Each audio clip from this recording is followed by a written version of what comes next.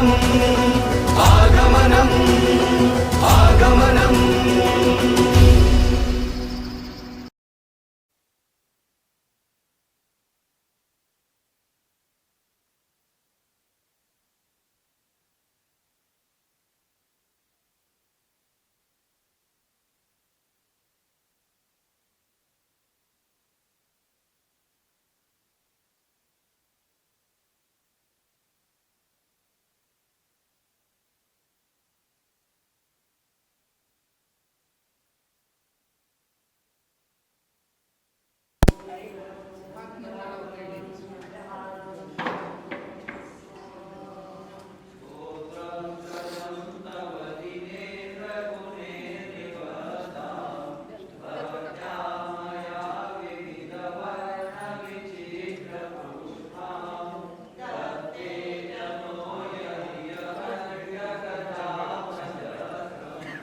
Aunty तेरा सामने आ गया।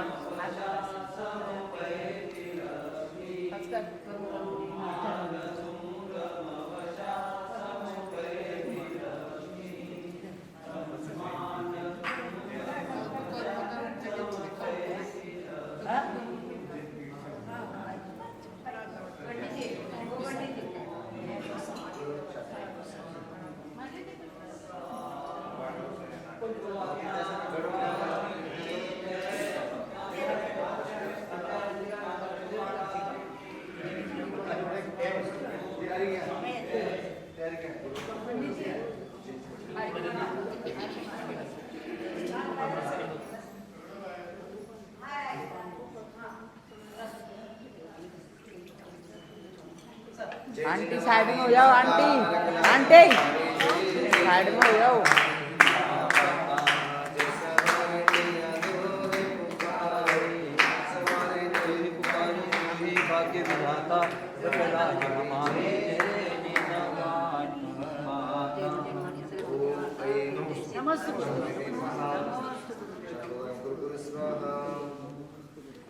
तज्जयति परम ज्योति समम समस्तैरनंद पर्याये दर्पण तल इव सकला प्रतिफलति पदार्थ मालिका यत्र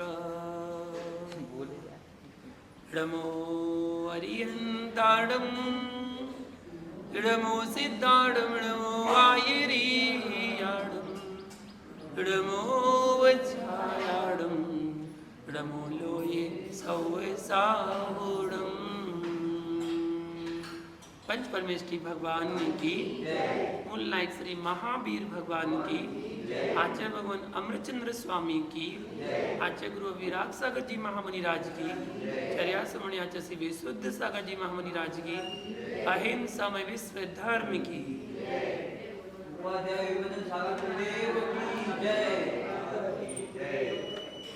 महानुभाव, आचार्य भगवान अमृतचंद्र स्वामी द्वारा रचित ग्रंथ प्रचार सिद्धि उपाय, जिसकी वाचना यहाँ पर चल रही है। और कल हमने जाना था आचार्य योगेंदु स्वामी की बात को कि योग सार में उन्होंने बताया कि लोक में तत्वों को जानने वाले विरले श्रावक हैं, सुनने वाले कम हैं, सुनने से ज़्यादा जानने वाले उससे भी कम हैं, और जानने वाले अगर हजारों हैं तो मानने वाले बहुत कम। तत्व को सुन लेते हैं, पढ़ लेते हैं, बता देते हैं, समझ लेते हैं, लेकिन अपने जीवन में नहीं अपना पाते हैं। काश अगर उनको जीवन में अपना लिया जाए तो संसार में भावों में हमें भटकना ना पड़े। आचार्य भगवान यहाँ 11वें नंबर श्लोक में परमात्म स्वरूप की व्याख्या कर रहे हैं। सर्व विवर्तोति नृणम् यदा सा चैतन्यमजलिमाप्नोति भवति तदा कृतकृत्या सम्यक पुरुषार्थ सिद्धिमापन्ना। आचार्य भगवान यहाँ कह रहे हैं कि जब उपर्युक्त मतलब अशुद्ध आत्मा सर्व विभावों से पार होकर अपने निष्कम्म चैतन्य स्वरूप को प्राप्त होता है, तब यह आत्मा उस सम्यक प्रकार से पुरुषार्थ के प्रयोजन की सिद्धि को प्राप्त होता है, अर्थात कृत होता है। आचार्य भगवान अमृतचंद स्वामी ने तत्व दृष्टि, द्रव दृष्टि और पर्याय दृष्टि की बृहद कथन यहाँ पर किया है। जो वस्तु का स्वभाव है वह तत्व है, जो द्रवणशील है वह द्रव्य है, जो त्रैकालिक मौजूद है वह पदार्थ है, द्रव्य में जो परिवर्तन है वही पर्याय है, जो त्रैकालिक है वो पदार्थ है और जो परिवर्तनशील है वो पर्याय है। निरंतर पर्याय बदल रही है। अहो परिवर्तन हो तो भी ज्ञान दर्शन है, नरक में है तो भी ज्ञान दर्शन है और मनुष्य में है तो भी उसके ज्ञान दर्शन गुण है। पर्याय धर्म भिन्न है और गुण धर्म भिन्न है। हमें दिखती नहीं है लेकिन हर समय पर्याय बदल रही है, हमारी भी, वस्तु की भी, पौद्गलिक वस्तु की भी, हर चीज की पर्याय बदल रही है, जो क्षणिक है हमें दिखती नहीं है। इसलिए हमारा जैनागम कहता है कि द्रव दृष्टि से हर वस्तु शाश्वत है, नित्य है, लेकिन पर्याय दृष्टि से हर वस्तु अनित्य है, क्षणभंगुर है। पर्याय दृष्टि से देखोगे तो जैसे वर्तमान में देखा जाए, किसी की कपड़े की फैक्ट्री है और कपड़े की फैक्ट्री में उसने कोई नया कपड़ा लॉन्च किया, अच्छा नया कपड़ा डिजाइन नई बनाई और लॉन्च किया। तो जिस दिन उसने कपड़ा लॉन्च किया, जिस दिन बनाया था, उसी दिन मार्केट में ले आया था क्या? नहीं लाया, उसको स्टॉक किया, उसने उसको बनाता गया, इतना स्टॉक कर लिया कि जितना उसको होलसेलर वालों को देना था उतना स्टॉक कर लिया। उसके बाद उसने लॉन्च किया, ठीक है ना। उसके बाद उसने इस कपड़े को लॉन्च किया, वह कपड़ा लॉन्च हुआ तो होलसेलर वालों ने उससे खरीदा, वो खरीद लिया। महीने भर में उसने अपनी गोदाम भरी थी। उसके बाद होलसेलरों ने अपना दुकान, अपनी गोदाम भर ली, उन्होंने भर लिया माल। उनके यहाँ वो माल महीने भर रखा रहा, धीरे धीरे निकला, रिटेल वालों ने धीरे धीरे लिया। जब होलसेलर वालों ने लिया था तो फैक्ट्री वाले ने क्या कहा था? कौन सा माल है? नया माल है। होलसेलर वाले ने जब रिटेल वाले को दिया तो क्या कहा था? नया माल है। रिटेल वालों ने जब आपको दिया तो क्या कहा था? नया माल है। आपने जब माल खरीदा, जब आपने फुटकर में खरीद कर अपने कपड़े सिलवाए, ठीक है, तो कपड़े सिलवाने के लिए आपने दर्जी को दिया, दर्जी ने आपको 15-20 दिन में सिलकर दिया। जिस दिन सिलकर दिया उस दिन क्या कहा आपने? कौन सा कपड़ा है? नया कपड़ा है। 15 दिन बाद दीपावली थी तो बोले दीपावली के दिन पहनेंगे इसको, ठीक है। तो जिस दिन आपने दीपावली के दिन वो कपड़े पहने, लोगों ने पूछा अरे भैया कहाँ से लाए? बोले नया कपड़ा है। कौन सा कपड़ा है? तब से अभी तक नया कपड़ा है। और यदि आप उस कपड़े को 1 साल तक रखे रहो पेटी में, अलमारी में बंद करके, 1 साल बाद पहनी तो आप क्या बोलोगे? नए कपड़ा है। अभी भी नए कपड़े हैं भैया। जिस दिन वो बना था ना, उसी दिन से, उसी क्षण से वो पुराना होना शुरू हो गया था। उसी दिन से 1 दिन पुराना हुआ, 2 दिन पुराना, 1 महीना पुराना, 1 साल पुराना, वो तो पुराना होता जा रहा है। जिस दिन बना उसी दिन से पुराना। तो वो पर्याय हमें दिख नहीं रही है, वो पर्याय दिख नहीं। लेकिन बाद में जब वो ज्यादा पुराना हो जाएगा तब हमें समझ में आएगा, क्योंकि रखा रखा कपड़ा भी अपनी आयु पूरी कर रहा है। और वो आपने देखा होगा, नई चीज भी ऐसी जर्जर हो जाती है कि आप उस कपड़े को छुओगे तो चूरा बन जाएगा उसका, मतलब इतनी पर्याय बदल गई उसकी कि चूरा बन गया। आपके यहाँ बच्चे ने जन्म लिया, जिस दिन बच्चा जन्म लेता है उस दिन आपने उसको गोदी में उठाया था, वो बड़ा छोटा सा लग रहा था, ठीक है ना। अच्छे उसके छोटे छोटे से हाथ, छोटे छोटे से पैर, सब कुछ अच्छा लग रहा था। अब उस बच्चे को आपने 2 साल बाद देखा, आप चले गए फौरन, 2 साल बाद आप जब वापस आए तो आपने उस बच्चे को देखा तो आप क्या बच्चे को देखकर क्या बोलते हैं? इतना बड़ा हो गया। तो क्या वो 2 साल बाद ही बड़ा हो गया सीधा? 2 साल में इकट्ठा बड़ा हो गया? नहीं, वो तो प्रति समय बड़ा हो रहा था। हर समय उसकी वृद्धि हो रही थी, वो हमें दिखती नहीं है। वो पर्याय है, वो पर्याय निरंतर बदल रही है, निरंतर हीन को प्राप्त हो रही है। अपना शरीर आपको देखो, जब आप बड़े होते जा रहे हैं, युवा होते जा रहे हैं, युवा हुए अब वृद्ध होते जा रहे हैं, अपने चेहरे की, अपने बनावट की, अपने शरीर की आकृति की, हर चीज की बनावट पर्याय बदलती जा रही है। जवानी में पिंड खजूर जैसे दिखते थे, बुढ़ापे में छुहारे जैसे दिख रहे हो। है तो वही, पिंड खजूर और छुहारा एक ही तो है, लेकिन पर्याय बदल गई। जवानी में चमकते थे पिंड खजूर जैसे, और वही सूख गया तो जर्जर हो गए, छुहारा बन गया, सूख कर झुर्रियां पड़ गई, झुर्रियां दाने दाने निकल रहा है। तो वही शरीर है, उसकी पर्याय बदल रही है। वो पर्याय हमें देख नहीं पाते। हम द्रव्य तो देखते हैं कि वही बालक था, वही युवा बन गया और वही वृद्ध बन गया। तो आत्मा तो द्रव्य है, वो तो शाश्वत है, आत्मा तो आत्मा रहेगी, लेकिन पर्याय निरंतर बदल रही है। सूक्ष्म परिवर्तन जो हमें नहीं दिखता है। आपने आज बालों को कटवाया, ठीक है, 1 महीने बाद बाल बड़े हो गए, 1 महीने में बड़े हो गए। वो तो हर समय बड़े हो रहे थे, हमें दिख नहीं रहे थे। 1 महीने बाद दिखने लगे, अरे बाल बड़े बड़े हो गए, चलो फिर से कटवा लेते हैं। 1 महीने बाद ही बड़े नहीं हुए, वो तो प्रति समय बड़े हो रहे थे। आपने नाखून को कट किया, 7 दिन के अंदर वो नाखून बड़े हो गए, वो तो प्रति समय बढ़ रहे हैं। यही तो पर्याय बदल रही है। निरंतर पर्याय में परिवर्तन चल रहा है। द्रव्य शाश्वत है, तो पर्याय धर्म भिन्न है, गुण धर्म भिन्नता नहीं है। चाहे वह साधारण वनस्पति हो या प्रत्येक हो, चाहे ज्ञानी मनुष्य हो, उस गाजर के अंदर बैठा जीव भी महावीर भगवान है, उस मूली के अंदर बैठा हुआ जीव भी महावीर भगवान है, उस आलू के अंदर बैठा जीव होने वाले सिद्ध भगवान है। या ध्यान से सुनना, तू पर का कर्ता भी नहीं है, तू पर का भोक्ता भी नहीं है। निज की परिणति का ही वह कर्ता व भोक्ता तू है।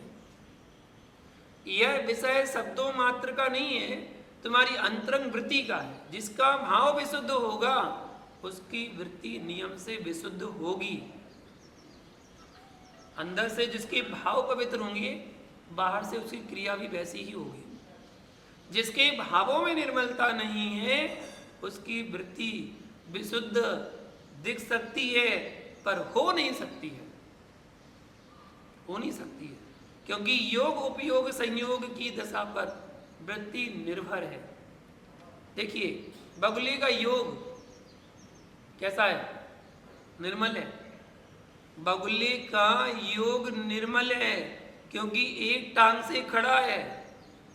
उपयोग की दशा निर्मल है पर वृत्ति निर्मल नहीं है।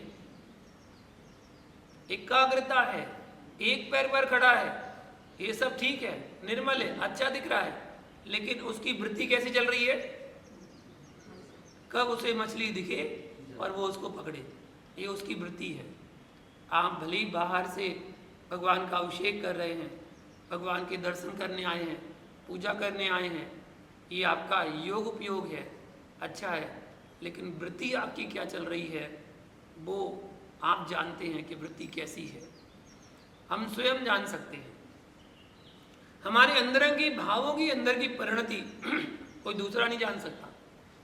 हमारे अंदर क्या चल रहा है ये हम ही जानते हैं, या केवली जानते हैं कि हमारे अंदर क्या चल रहा है। माँ जिनवाणी कहती है कि योग भी निर्मल हो, उपयोग भी निर्मल हो और संयोग भी निर्मल हो, उसका नाम मोक्ष मार्ग है। द्वादशांग में मात्र द्रव्य गुण पर्याय मात्र का ही कथन है। पूरे द्वादशांग का विस्तार किया गया है द्रव्य गुण पर्याय से। मिथ्या दृष्टि भी कथन करेगा तो द्रव्य गुण पर्याय का ही कथन करेगा। मिथ्यात्व तो इस बात का है कि उसका सिद्धांत विपरीत है। गौतम स्वामी का ज्ञान क्या था? जब वो ब्राह्मण में थे और 500 शिष्यों के गुरु थे तो उनका जो ज्ञान था वो कैसा था? विपरीत ज्ञान था, मिथ्यात्व ज्ञान था। और ज्ञान कहीं बदला, वह दृष्टि बदल गई तो ज्ञान बदल गया। मिथ्या दृष्टि थी तो मिथ्या ज्ञान था, और वही दृष्टि जब सम्यक दृष्टि बन गई तो वही ज्ञान सम्यक ज्ञान हो गया, दृष्टि बदली। भगवान पूज्यपाद स्वामी ने तत्व की परिभाषा सर्वार्थ सिद्धि में इस प्रकार की, तस्य भावा तत्वम, मतलब जो पदार्थ का स्वभाव है वही तत्व है, जो पदार्थ का स्वभाव है वही तत्व है। या जिस दिन गाय को उत्तम घास खिलाई जाती है, शाम को ही दूध अच्छा निकलता है ना। परिणाम की योग्यता, परिणमन की योग्यता निमित्त गाय का, लेकिन उपादान घास में था। निमित्त गाय का, उपादान घास का था। शरणान योग कहेगा कि हरी मत खाओ, जीव है, हरी मत खाओ। और द्रव्यानुयोग कहेगा भैया ऐसे वैसे जीव नहीं है, वे भी सिद्ध बनने वाले जीव हैं, वे भी सिद्ध बनने वाले जीव हैं जिनको तुम खा रहे हो, जमीकंद में खा रहे हो, आलू प्याज मूली गाजर है, शकरकंदी आदि आदि जितने जमीकंद हैं, अदरक, जो भी जमीकंद है। अकेले आलू में जीव नहीं होते हैं कि आप आलू अकेले को जीव मानो कि उसमें जीव होते हैं, नहीं। जमीकंद जितने भी जीव हैं, सब्जी हैं, फल है, उनमें सब में जीव उत्पत्ति होती ही है। आप कहेंगे होती कैसे है जीव उत्पत्ति? ऊपर वाले में क्यों नहीं होती है? ऊपर वाले फलों में सब्जियों में जीव उत्पत्ति इस कारण नहीं होती है क्योंकि उसमें सूर्य की ऊष्मा मिलती है, जिस कारण से उसमें जीव उत्पत्ति नहीं हो पाती है। और जो जमीन के अंदर होते हैं उसमें सूर्य का प्रकाश नहीं पहुंच पाता है, इसलिए उसमें अनंत काय जीवों की उत्पत्ति होती है, तो जमीकंद कहलाता है। उनमें भी सिद्ध भगवान बनने वाली आत्माएं विराजमान है। आप जिन अनंत सिद्धों की वंदना करते हो, उन अनंत सिद्धों की हिंसा कैसे करोगे? एक तरफ तो आप कहते हैं भूत भविष्य वर्तमान, जितने भी सिद्ध बनेंगे, बन चुके हैं, बन रहे हैं, बनेंगे, उन सब की मैं वंदना करता हूं। एक तरफ हम वंदना करते हैं और दूसरी तरफ थाली में सजा के उनको खाते हैं, क्योंकि भविष्य में वो भी तो भगवान बनने वाले हैं। कहते ना, अर्घ चढ़ाते हैं, भूत भविष्य वर्तमान की 30-24 को ध्याऊं। अरे जो जीव को तुम खा रहे हो वही तो भविष्य में 24 में आने वाला है, वही जीव आने वाला है। फिर भविष्य के भगवान को कैसे खा सकते हो? सिद्धों की हिंसा कैसे करोगे? इसलिए तुम वनस्पति का सेवन मत करो। अहो, जो भविष्य में बनने वाले मेरे वंदनीय भगवान हैं, उनका भक्षण मैं कैसे करूं? प्रभु, मुझे प्रकृति ने बहुत दिया है, जीने के लिए बहुत खाने की आवश्यकता नहीं है, जीने के लिए बहुत खाने की आवश्यकता नहीं है। आचार्य सनमति सागर जी मुनिराज भैया 2 साल से जब उनकी समाधि होने वाली थी, उस समय केवल गन्ने का रस और छाछ इतना लेते थे। उसके बाद गन्ने का रस भी छोड़ दिया, मात्र छाछ ले रहे थे। वह भी रोज नहीं ले रहे थे, 8 दिन के उपवास, अष्टांगा में 16 कांड के 16 उपवास, 10 लक्षण के 10 उपवास। अरे भैया क्या जीव थे वो भैया, इतनी साधना, इतनी तपस्या उन्होंने की। इससे लगता है कि वीरांतराय कर्म का क्षयोसम है, तो छाछ भी बल देती है। अन्यथा वीरांतराय कर्म का अगर क्षय नहीं है, क्षयोसम नहीं है, तो दूध मलाई भी खा लेना, वो भी तुम्हें सुखा देगी। खूब दूध मलाई खाओ, तब भी वो आपकी वृद्धि नहीं कर पाएगी।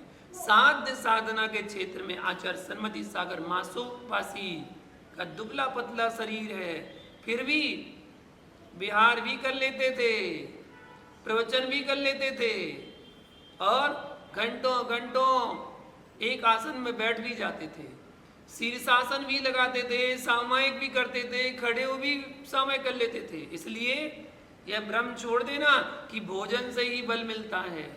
उपादान शक्ति तुम्हारे आत्मा की होती है, आत्मबल नहीं है तो रक्त का पानी बनता है। आत्मबल नहीं है तो रक्त का पानी बन जाता है। डॉक्टर कहेगा हार्मोन्स की कमी है, मगर कर्म सिद्धांत वीतराग विज्ञान कहेगा कि तेरे कर्मों की कमी है। तेरा वीरांतराय कर्म का क्षय संबंध पड़ चुका है, यही तेरे लिए शांति का हेतु बनेगा। भाई हार्मोन्स तो तुम जुटाते रहो पर जुटेंगे नहीं, जुटाते रहो पर वो जुटेंगे नहीं। अरे अनंत जीवों को खाकर तुम इस उद्गल को मत गिराओ, नियम से राख होगा। विश्वास ना हो तो शमशान घाट को देख कर आ जाओ, यही तो तत्व देशना है। शमशान घाट देखा कि एक ये आ रहा, फिर वो आ रहा, फिर वो आ रहा, निरंतर शमशान घाट में जीव आ ही रहे हैं जलने के लिए। आयु पूरी करके निकल गए, शरीर बचा है, वो राख हो रहा है शरीर का बस। बनारस में मरण करने का घाट है ना, देखा आप लोगों ने? उसको देखने तो लोग जरूर जाते हैं। क्यों? 24 घंटे मुर्दे जलते हैं वहां पर। 24 घंटे आप कभी भी चले जाओ, दिन रात में कभी भी चले जाना, आपको वहां चिता जलती हुई नजर आएगी, इतने मुर्दे आते हैं। ऐसी मान्यता है वहां पर कि मरण कर्णिका में अगर किसी का मरण कर्णिका घाट पर किसी का अंतिम संस्कार हो जाए तो उसकी आत्मा को शांति मिलती है। तो इसलिए लाइन लगकर वहां पर अंतिम संस्कार होते हैं, लाइन लगकर अपॉइंटमेंट लेना पड़ता है कि भाई वो लेकर आना है, बोले 1 घंटे बाद आना, अभी खाली नहीं है, अपॉइंटमेंट होती है। और वहां पर लोग देखने जाते हैं, नाव से देखने जाते हैं। गंगा में जब जाते हैं तो नाव से उस घाट पर देखते हैं कि हाँ ये मरण करने का घाट है, स्पेशली लोग देखने जाते हैं। 24 घंटे जहाँ पर आरती चल रही है, शमशान घाट जाकर देखो और फिर अनुमान लगा लेना एक दिन हमारा भी ऐसे ही होने वाला है, सबका ऐसे ही होने वाला है, सबको वहीं जाना है। लिखा भली है वहां पर मोक्ष धाम, मुक्तिपुरी, अच्छे अच्छे नाम लिखे रहते हैं। शमशान घाट का शमशान घाट नाम बहुत कम मिलेगा देखने को, उसके तो अच्छे अच्छे नाम होते हैं, मोक्षपुरी, मोक्ष धाम। यहाँ पर आओ, आपको मोक्ष मिलेगा। कब मोक्ष मिलेगा? मरने वाला पहले मर गया, अब तो केवल शरीर बचा है, अब कब मोक्ष मिलेगा उसको? भैया जिस दिन तत्व ने तत्व को समझ लिया, उसे परम तत्व बनने में देर नहीं लगेगी। आप स्वयं एक तत्व हैं और शब्द के श्रद्धान में डूबे हो। जिस दिन तत्व श्रद्धान जम जाएगा, उस दिन आप किसी से तू कह के नहीं बोलोगे। आज तू करके बात करते ना, तू ऐसा तू वैसा। भैया आचार्य शांति सागर जी मुनिराज, क्या उनकी चर्या थी। एक छोटे से बालक से भी अगर बात करते थे तो आप करके बात करते थे। आप कैसे हो, आपका नाम क्या है, आप कहाँ रहते हो, आप करके बात करते थे। वो कभी तू नहीं करते थे, तेरा नाम क्या है, ऐसे नहीं, आप करके बात करते थे। अब सोचो, अगर आपकी तत्व पर श्रद्धान बन गई, तत्व आप भी हैं, आप जीव तत्व हैं, जीव तत्व हैं, तत्व पर श्रद्धान जम जाएगा, उस दिन आप किसी से तू कह के बात नहीं करें। कहोगे कि मैं किसी सिद्ध तत्व की अभिनय नहीं करना चाहता हूँ, वो भी तो सिद्ध बनेगा। जिससे मैं बात कर रहा हूँ वो भी तो सिद्ध बनेगा। फिर कौन भाई भाई लड़ेगा, कौन सास बहू लड़ेगी? देखना घर की क्या व्यवस्था बनती है। जो मात्र द्रव्यानियों को ही समझ रहा है और शेष 3 अनियोगों की अभिनय कर रहा है, तो वह घोर मिथ्या दृष्टि है।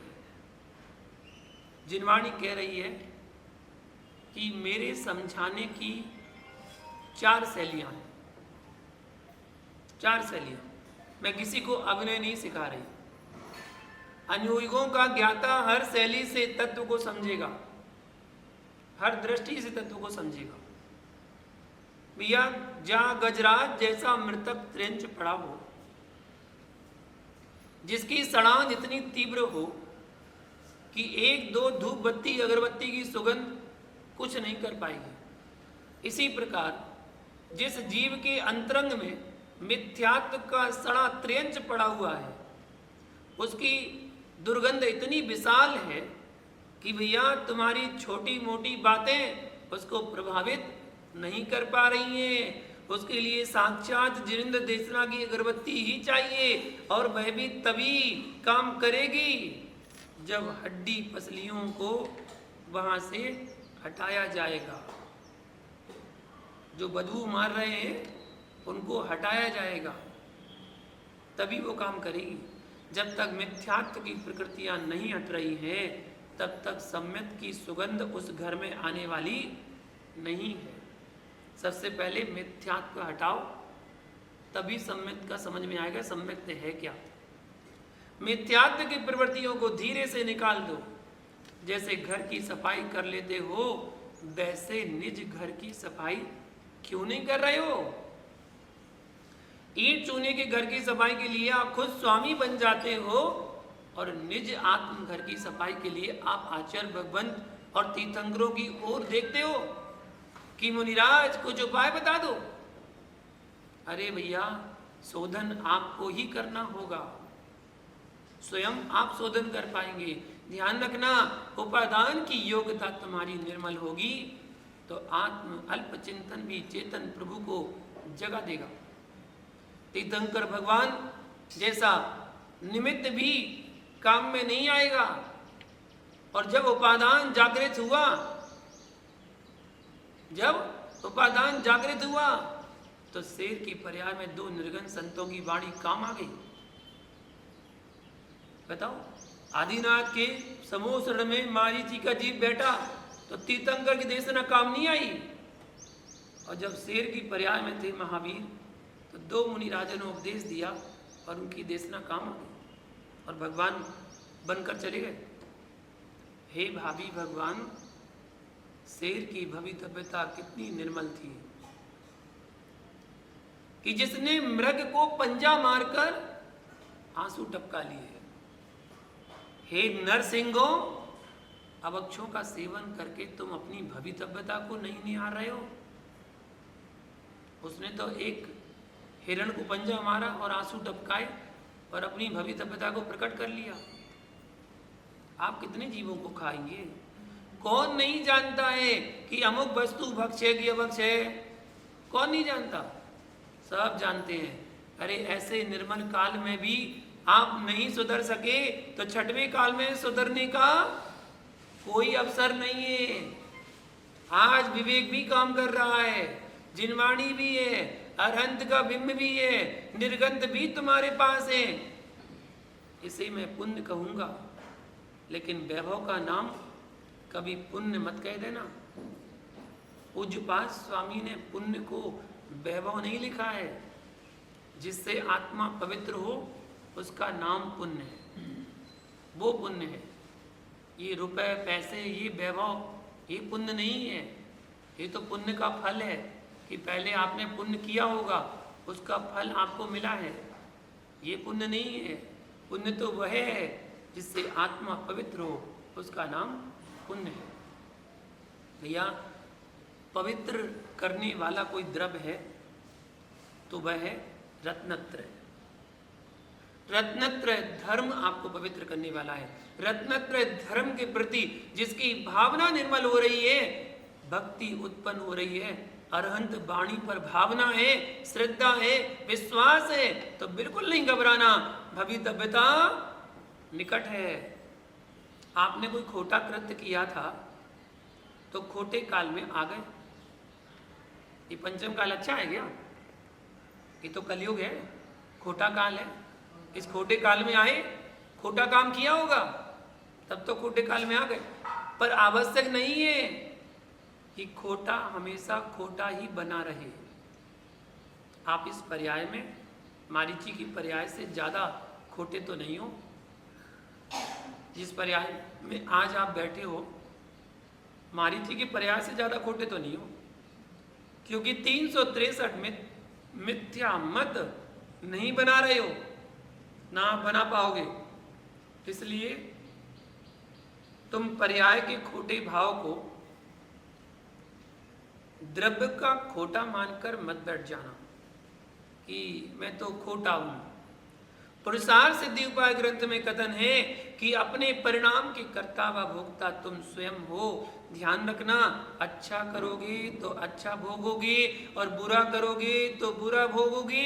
अब निर्णय आपको स्वयं करना है कि आपको क्या भोगना है, क्या करना है।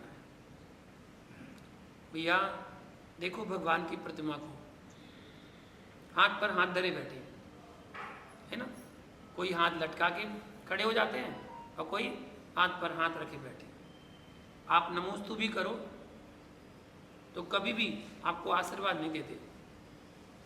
एक बार क्या, दो बार क्या, 10 बार क्या, और महीने भर, साल भर, प्रतिदिन आप भगवान के दर्शन करो, कभी भी वो हाथ उठा के आशीर्वाद नहीं देते। और निंदा करो तो नाराज नहीं होते, निंदा करो तो नाराज नहीं होते।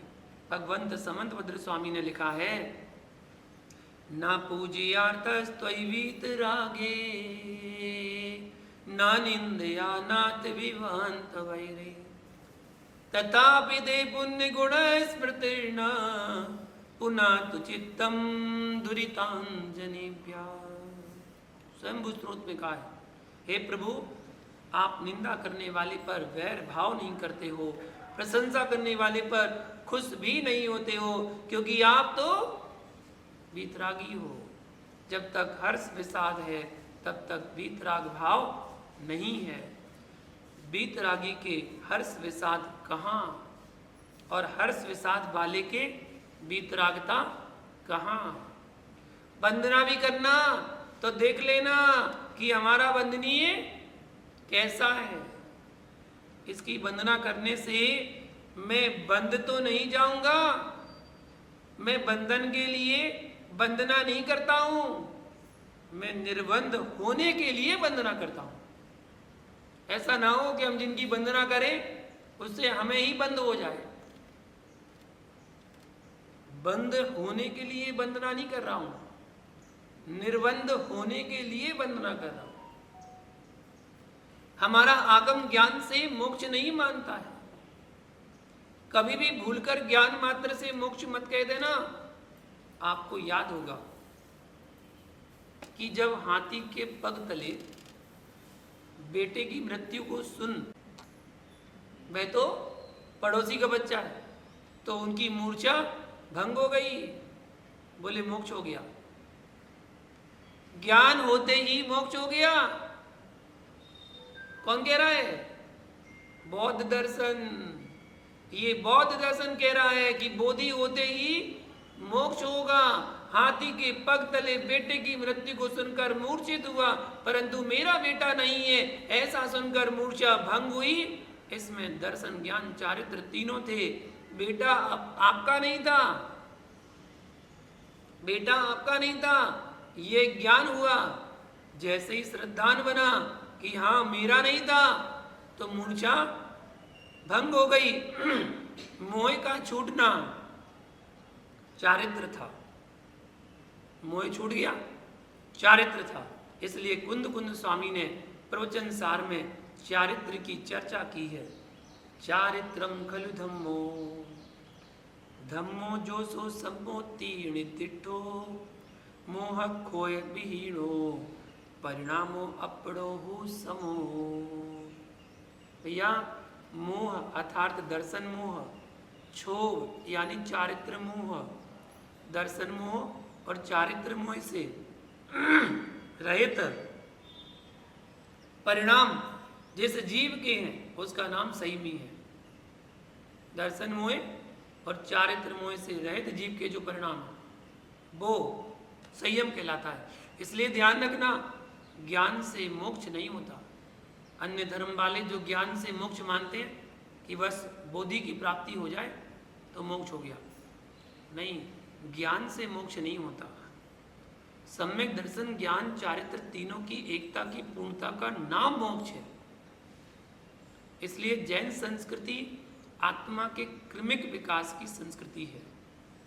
ध्यान रखना, निर्मल पुरुषार्थ, मोक्ष पुरुषार्थ, उस मोक्ष पुरुषार्थ की सिद्धि जिसे हो जाए वही है पुरुषार्थ सिद्धि। उस पुरुष की अर्थ की सिद्धि का हेतु चारित्रम खलु धम्मो, इसको कहा गया है। चारित्र के अभाव में महान नहीं बन पाओगे। आप कम से कम अणुव्रत स्वीकार कर लेना,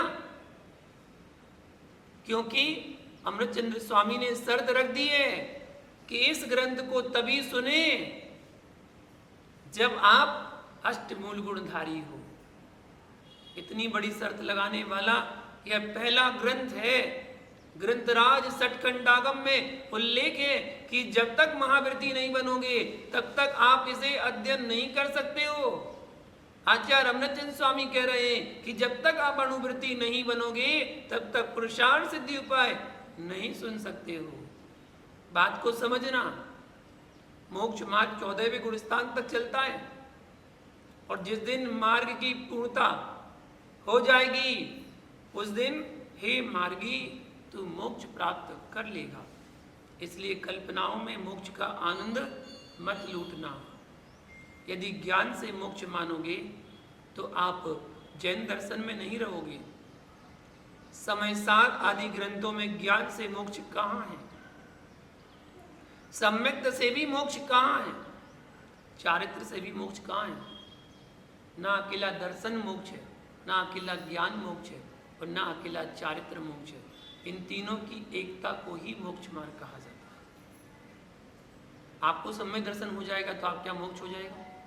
नहीं। एक पंडित, एक विद्वान को शास्त्रों का ज्ञान हो जाता है तो ज्ञान प्राप्त कर लिया तो क्या मोक्ष हो गया? नहीं। एक व्यक्ति ने चारित्र को धारण किया है लेकिन श्रद्धा नहीं है, ज्ञान नहीं है, अभव्य है, क्या उसको मोक्ष हो जाएगा?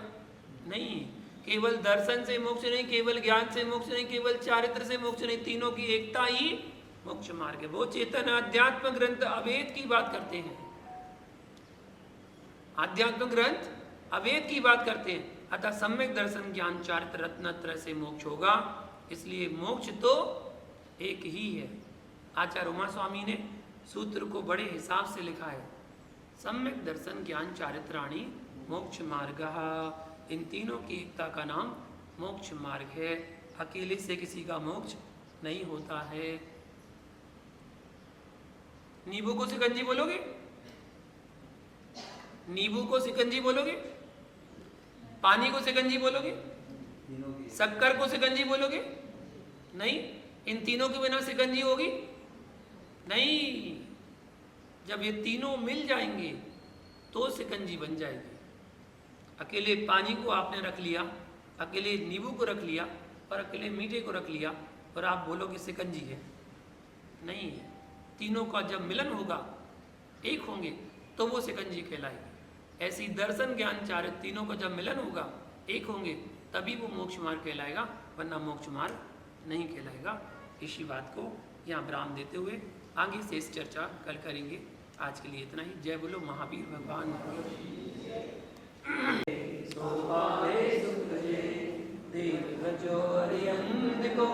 गुरु सेवा निर्ग्रहण दया धर्म पालो सदा, यही मोक्ष का पथ। धर्म करत संसार सुख, धर्म करत निर्वाण, धर्म पंथ साधे बिना नर तिर्यंच समान। सभी लोग बैठकर नमस्कार करें, 9 बार का जाप करें।